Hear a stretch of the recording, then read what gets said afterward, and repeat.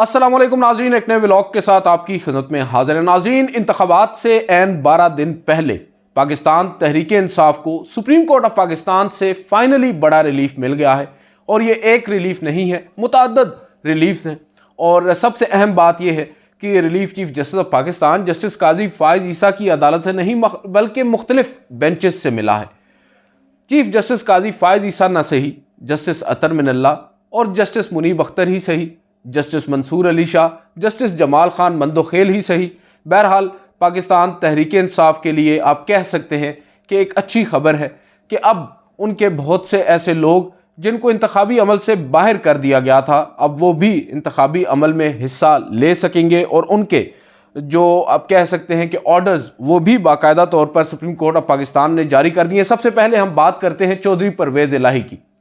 चौधरी परवेज़ इलाही के कागजात नामजदगी मुस्तरद होने के खिलाफ उनकी अपील पर जो समाअत हुई है वो जस्टिस मंसूर अली शाह की सरबराही में 3 रुकनी बेंच ने की है। इस बेंच में जस्टिस जमाल खान मंदोखेल और जस्टिस अतर मिनल्ला भी शामिल थे। बहुत से लोग हैरान थे कि क्यों कर आखिर जस्टिस काजी फायज़ ईसा, जो कि तमाम ही इलेक्शन मैटर्स को अपने सामने समाअत के लिए मुकर्रर कर रहे हैं, उन्होंने अचानक से ये मुकदमा एक दूसरे बेंच के सामने रख दिया है, बिलखसूस जिस बेंच में जस्टिस अतर मिनल्ला भी मौजूद हैं। बहरहाल बेंच में जब दलाइल का आगाज़ हुआ, फैसल सिद्दीकी जो कि वकील हैं चौधरी परवेज़ इलाही साहब के, उन्होंने बताया कि हमें अभी तक रिटर्निंग अफसर का मुकम्मल जो ऑर्डर है वो भी नहीं मिला और कागजात नामजदगी पे ये एतराज़ आयद किया गया कि हर इंतखाबी हलके में इंतखाबी खर्च के लिए अलग अलग अकाउंट्स नहीं खोले गए।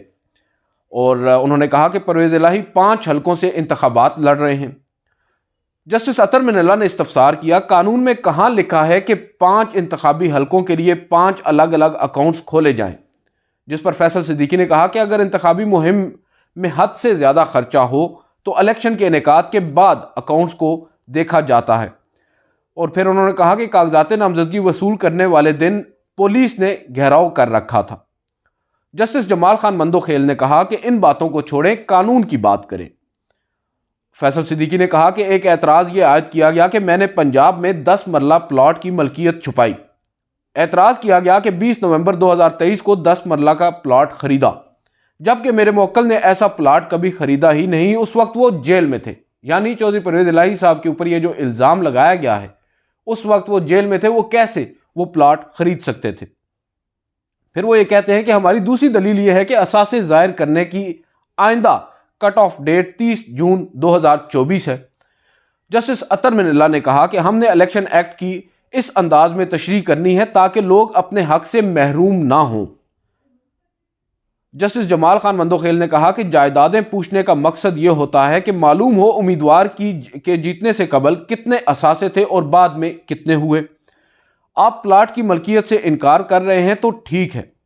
साथ ही उन्होंने ये कहा कि हैरत अंगेज तौर पर वकील ने बताया कि एक ही वक्त में परवेज़ इलाही, मोनस इलाही और कैसरा इलाही की अनडिक्लेयर्ड जायदादें निकल आईं। और उन्होंने कहा कि आरओ ने हमें फैसला भी नहीं दिया कि कहीं से चैलेंज न कर लें। जस्टिस जमाल खान मंदोखेल ने मुस्कुराते हुए कहा कि आप तो खुशकिस्मत हैं कि अचानक आपकी इजाफी जायदाद निकल आई है। आप ये इजाफी जायदाद किसी फलाही इदारे को वक्फ कर दें।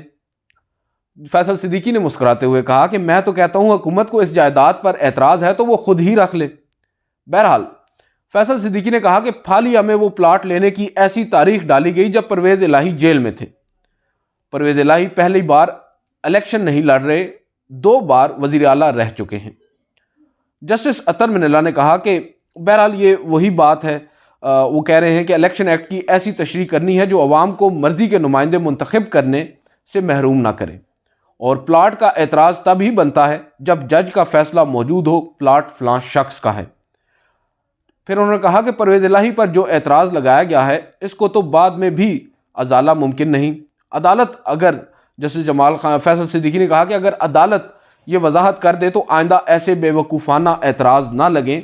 जस्टिस जमाल खान मंदोखेल ने कहा कि वो कोई और तरीका निकाल लेंगे। बहरहाल अब अदालत ने चौधरी परवेज़ इलाही के जो इंतखाबी अमल है उसमें उनको इजाज़त दे दी है और उनके कागजात नामजदगी मंजूर करने की बात हो चुकी है और वो अब सूबाई हलके से इंतखाबात में हिस्सा ले सकेंगे। इसके अलावा एक और पीटीआई के रहनुमा हैं खुशाब से उमर असलम, उनके भी कागजात नामजदगी मुस्तरद हुए थे और यही बेंच था। और जस्टिस चौधरी परवेज़ इलाही साहब के मुकदमे से पहले ये मुकदमा टेकअप हुआ। अली ज़फ़र साहब वकील थे उनके, और सप्लीमेंट्री में ये मुकदमा था सबसे पहले से, वो टेकअप हो गया और अदालत ने बहरहाल उनको भी इजाज़त दे दी है इंतखाबात लड़ने की। इसमें कुछ अहम ऑब्जर्वेशंस आई हैं सुप्रीम कोर्ट ऑफ पाकिस्तान की जानिब से। सुप्रीम कोर्ट ने आज ये कह दिया है कि मफरूर होने की बुनियाद पर किसी को इंतखाबात लड़ने से नहीं रोका जा सकता। ये वो ऑब्जर्वेशन है जिस पर अब हमारे कई नून लीगी दोस्त या मुख्तलिफ सियासी जमातें जो पाकिस्तान तहरीक इंसाफ के मुखालिफ हैं, अब वो तनकीद कर रहे हैं। बहरहाल जो ऑब्जर्वेशन है ये बड़ी इंपॉर्टेंट है, और ये ऑब्जर्वेशन और किसी ने नहीं, जस्टिस मंसूर अली शाह ने दी है। उमर असलम जो हैं उनके 9 मई के मुकदमात में मफरूर होने की बुनियाद पर कागजात नामजदगी मुस्तरद किए गए थे, और उस पर सुप्रीम कोर्ट ने आज ये कह दिया है कि इलेक्शन लड़ना एक बुनियादी हक है।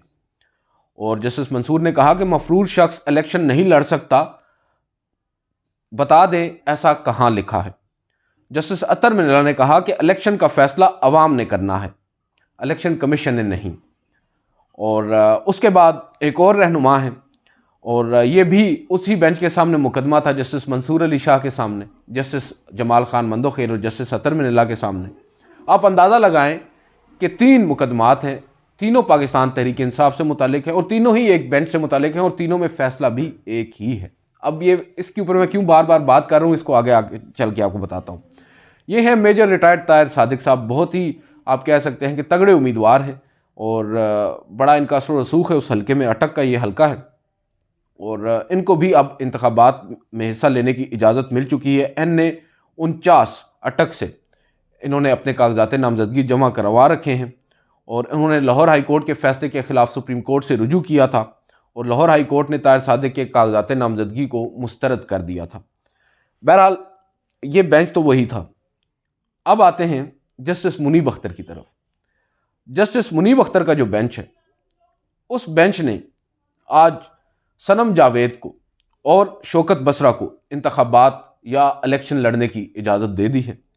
और जो शौकत बसरा हैं उनको NA 160 बहावल नगर से इंतखाबात में हिस्सा लेने की इजाज़त दी गई है, जबकि सनम जावेद जो कि मरियम नवाज़ के मुखालिफ खड़ी हैं, उन्होंने ये हिम्मत की है, और वो भी आजकल पाबंद सलासल हैं।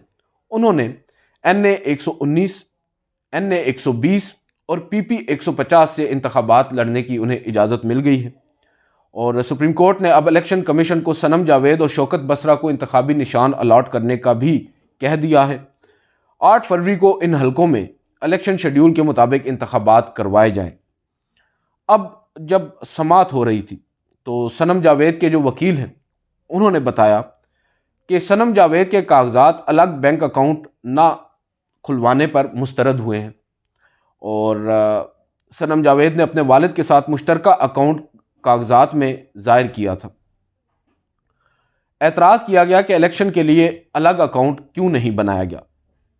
फिर बताया गया कि सनम जावेद गुज़िश्ता 9 माह से जेल में है। जेल में मौजूद खातून बैंक अकाउंट कैसे खुलवा सकती है।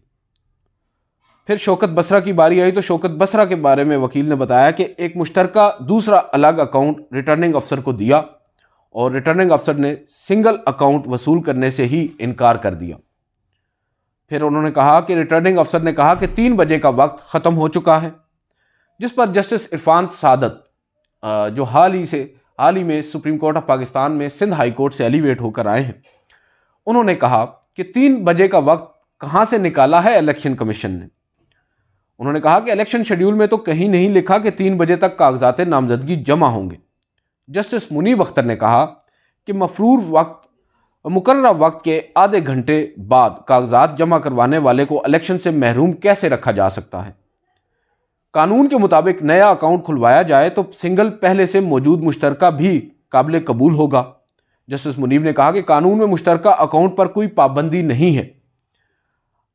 अदालत ने यह कहा कि इलेक्शन के लिए उम्मीदवार मुश्तरका अकाउंट भी मुख्तस कर सकता है।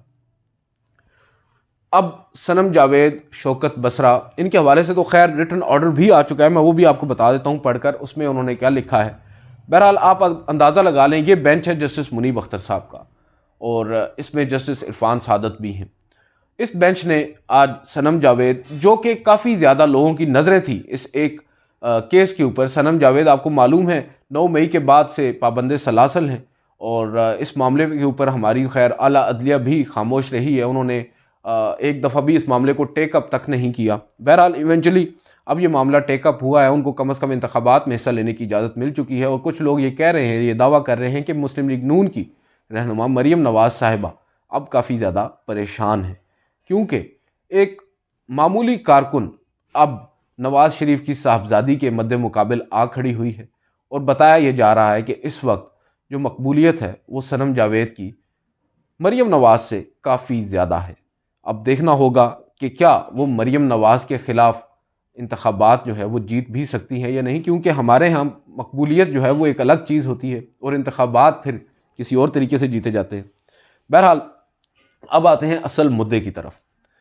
आज ये तमाम केसेस आपको मैंने बताए हैं, चौधरी परवेज़ इलाही साहब का हो जाए, उमर असलम साहब का हो जाए, शौकत बसरा का हो जाए या सनम जावेद का, ये 2 मुख्तलिफ बेंचेस थे, उनके सामने थे।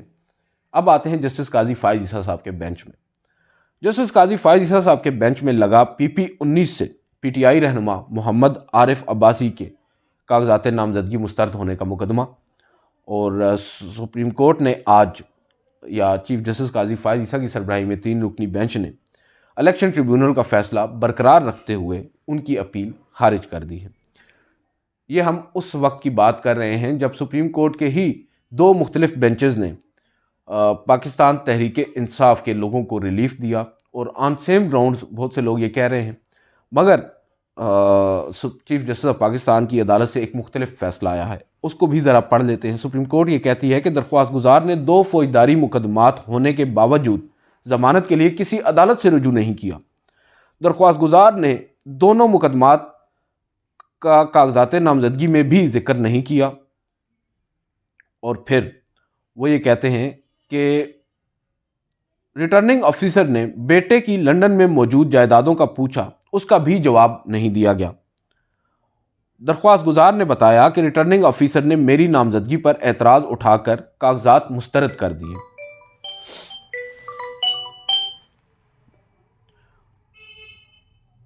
उसके बाद उन्होंने कहा कि दरख्वास्त गुजार के खिलाफ वारिस खान थाने में 2 FIRs दर्ज थीं। चीफ जस्टिस काजी फ़ाइज़ ईसा ने कहा कि दस्तावेज़ात तो पढ़ कर आएँ, केस चलाना है तो फैक्ट बताएं। जस्टिस मोहम्मद अली मज़हर बोले, जिस शख्स के खिलाफ 2 फौजदारी FIRs हुई वो पूरे शहर में घूम रहा है। जमानत के लिए ट्रायल कोर्ट जाने में आपको मसला क्या था? काजी फ़ाइज़ ईसा ने कहा कि कल हमारे पास एक केस था, उन्होंने जमानत ली हुई थी। आप दरख्वास्त देते हैं तो हम फ़ौरन समाअत के लिए मुकर्रर करते हैं, मगर तैयारी तो करके आया करें। वो खैर वकील साहब पर बरहम थे। फिर जस्टिस मोहम्मद अली मज़हर ने कहा कि आपने कागजात नामजदगी में फ़ौजदारी मुकदमात का तज़किरा ही नहीं किया।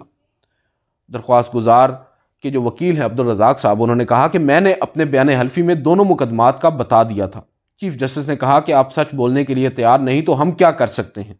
बहरहाल अदालत ने उनकी अपील को मुस्तरद कर दिया और इसके ऊपर अब काफ़ी ज़्यादा बहस व मुबाहिसा हो रहा है कि चीफ जस्टिस ऑफ पाकिस्तान ही क्यों कर काजी फ़ाइज़ ईसा का बेंच रिलीफ देने को तैयार नहीं है। और जहाँ तक बात है जस्टिस मुनीब अख्तर की, जस्टिस अतर मिनल्ला की, जस्टिस मंसूर अली शाह की, इवन जस्टिस इरफान सादत या जस्टिस जमाल खान मंदोखेल, इख्तिलाफ तो उनमें से किसी ने नहीं किया। वो तमाम तर जजेस साहिबान, बज़ाहिर तो नज़र यही आ रहा है, बिलखसूस जस्टिस अतर मिनल्ला, वो तो जस्टिस काजी फ़ाइज़ ईसा के इन तमाम तर फ़ैसलों को ही मुस्तरद कर रहे हैं अपेरेंटली, और उनका मौक़िफ़ बिल्कुल ही मुख्तलिफ है। वो निटी-ग्रिटीज़ में नहीं जा रहे, वो टेक्निकलिटीज़ में नहीं जा रहे, वो जा रहे हैं असल असूल की तरफ, वो जा रहे हैं जमहूरियत की तरफ। जमहूरियत को फ़रोग़ किस तरह दिया जाता है और वो बता रहे हैं कि उसकी असास क्या है।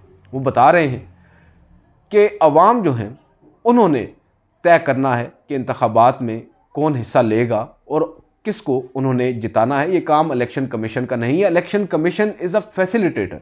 इलेक्शन कमीशन ने फैसिलिटेट करना है उन लोगों को जो इंतखाबात में हिस्सा ले रहे हैं। उसका काम और है, वो काम और कर रहा है। वो यहाँ पर आकर रखने डाल रहा है और साथ ही निगरान हुकूमत के ऊपर भी सवालात उठा दिए कि निगरान हुकूमत ये क्या कर रही है। तासुर तो यही मिल रहा है कि निगरान हुकूमत नहीं चाहती कि एक पर्टिकुलर सियासी जमात के लोग इंतखाबी अमल में हिस्सा ले सके। बहरहाल अब सूरत हाल काफ़ी दिलचस्प हो चुकी है और सुप्रीम कोर्ट ऑफ पाकिस्तान में ये जो आज मुख्तलिफ समातें हुई हैं, मुतअद्दिद समातें हुई हैं, आपको हमने उनका हवाला दे दिया है। उसके बाद तो नज़र यही आ रहा है कि चीफ़ जस्टिस काजी फ़ाइज़ ईसा के हामी जजेस साहिबान जो समझे जाते थे, जो उनके हम ख्याल भी समझे जाते थे, शायद उनको भी जो बल्ले के निशान वाला फ़ैसला है वो शायद कुछ पसंद नहीं आया या खटक रहा है, या वो भी अब शायद हकीकत पसंदाना या जो भी आप कह सकते हैं उनके फ़ैसले थोड़े से मुख्तलिफ नज़र आ रहे हैं। पहले हमें नज़र आ रहा था कि चीफ़ जस्टिस के जो हामी जजेस हैं, उनके हम ख्याल जजेस हैं, उनके फ़ैसले भी उन्हीं की राय से मुताबिकत रखा करते थे। जो सनम जावेद साहिबा हैं उनका तो तहरीरी हुक्मनामा भी आज जस्टिस मुनीब अख्तर ने आज ही जारी कर दिया है और अब सनम जावेद को हल्का NA 119 से इंतखाबात लड़ने की इजाज़त दी जाती है। सुप्रीम कोर्ट ये कह रही है हल्का NA 119 में इंतखाबात 8 फरवरी को ही कराए जाएँ और सनम जावेद का नाम हतमी फहरिस्त और बैलेट पेपर में शामिल किया जाए। इलेक्शन कमीशन सनम जावेद को इंतखाबी निशान दे और लाहौर हाई कोर्ट का कागजात नामजदगी मुस्तरद करने का फ़ैसला कलअदम करार दिया जाता है। तफसीली जो वजूहात हैं वो इस फैसले की बाद में जारी की जाएंगी, यानी जो डिटेल्ड जजमेंट है। और सनम जावेद को हल्का NA 120 और PP 150 में भी इंतखाबात लड़ने की इजाज़त दी जाती है। शौकत बसरा साहब का भी ऑर्डर आ गया है, क्योंकि ये जस्टिस मुनीब अख्तर का बेंच था, उन्होंने आज ही इनके ऊपर मुख्तसर हुक्मनामे जारी कर दिए हैं और वो बुनियादी तौर पर इस वजह से कि इलेक्शन कमीशन फिर बीच में कोई रखना खड़ा कर दे कि हमारे पास तो ऑर्डर नहीं आया।